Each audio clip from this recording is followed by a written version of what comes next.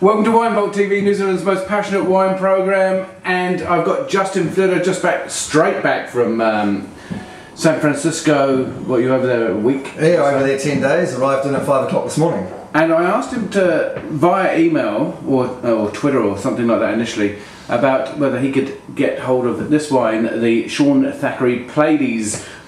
Now the story behind it for me is that there's a guy who used to come into the wine store who's from San Francisco, now resides in Los Angeles, and he was telling me all about kind of like Los Angeles and the kind of downtown bars and everything like that. And he was really into his wine. He was an art restorer. He used to come in every week and ask if we had Thackrey's Pleiades, and he used to tell me about it. He said, "Oh, if you get it imported, whatever, it's phenomenal." He said, "It's one of the most funky wines that you'll ever drink." Cool. So that hence Justin getting me this. He also got me the 2008 Orion, which can last kind of for 100 years or something. Something to sell it for a while. Yeah, exactly. But the Thackrey is a legend in California. Now you know exactly where he's from. He's based in Marin. Yeah, Marin, which is just over Golden Gate Bridge, just past Golden Gate Bridge, on your way out towards, as if you're going up to Napa Valley or Sonoma or somewhere like that. So you get, it's a quite hilly area, it's very, very dry, but then you get the, especially this time of year, you get the fog rolling in kind of morning and night, so, and it's windy as well. Very exposed kind of areas, but yeah, quite a variety.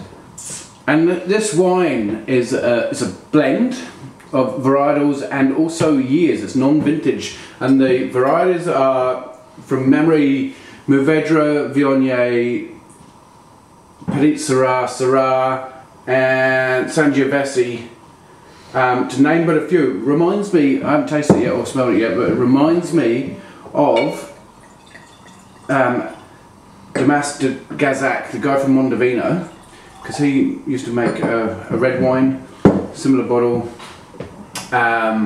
with Cabernet Sauvignon and 12 other hard to find varietals in the Languedoc. Yeah. And he was the face of Mondovino. So this is unfined, unfiltered. And Thackrey is, he's making his wine kind of very traditionally, isn't he? Like it's hugely traditional. Yeah, handmade almost, isn't it? Like it's old world. Very, very old world. It's been it's been in the region since 1964. What do you get? Because I get this kind of real kind of perfume coming off it. I get violets, but also get licorice. It's just so fresh and delicate. It's just, and we have to note this is this is a pretty good one. 14.7% alcohol volume. And you do get a bit of sweetness. I'm not sure whether it's confused by the alcohol or the sweetness of the fruit. But I mean, it's pretty up there.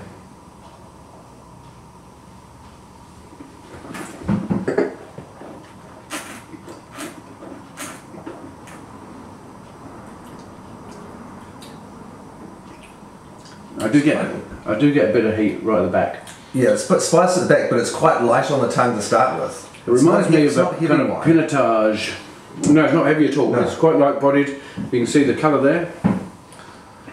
I can't imagine. I mean, I would say if I did this in a blind tasting, that this is possibly old world, possibly kind of Loire, kind of region there. Absolutely.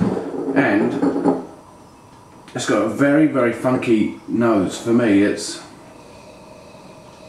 nose is almost. It's almost got some raspberry on it. Yeah, it's got that kind of red summer fruit, but also you've got a kind of almost a cinnamon character. You've got that licorice character. Almost a bit of saltiness there as well. Coming off the sea as well. Yeah. Yeah, that wind coming off the sea.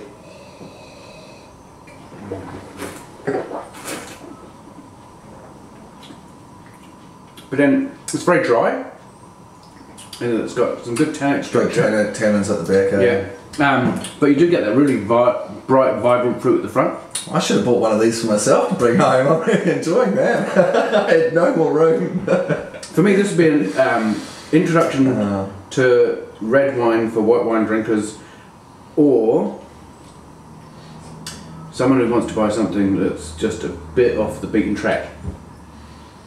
I've got to say I quite like it, and I'm not usually into kind of like non-vintage wines like that, and also generally not into kind of like throwing everything into the mix to see what you get.